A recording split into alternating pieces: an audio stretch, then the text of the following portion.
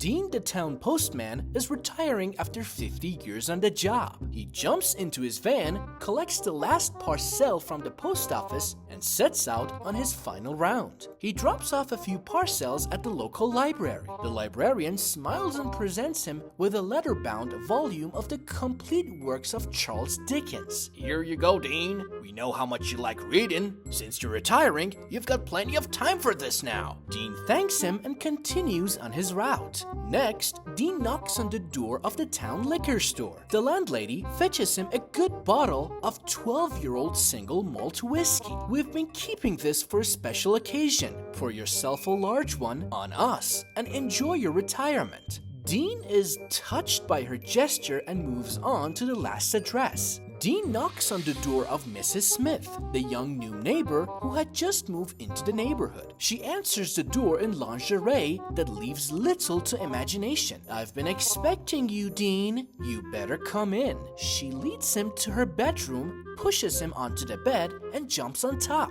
Dean's head is still spinning as he gets dressed. Then Mrs. Smith slips a $1 bill into his shirt pocket before he has a chance to say anything. Mrs. Smith says, "We are not done yet," and leads him down to the kitchen. Mrs. Smith then cooks a fantastic lunch of steak, eggs, and toast. As he finishes eating and takes a sip of his coffee, Dean finally has a chance to ask, I must say, Mrs. Smith, everyone in town has been very kind today, but you've been the kindest of all, in fact. What on earth could have moved you to such a gesture?" Mrs. Smith admits, "Well, I was really racking my brains to think of something nice for you. So I asked my husband, and he said, when he gets here, screw him, give him a buck. The lunch was my idea."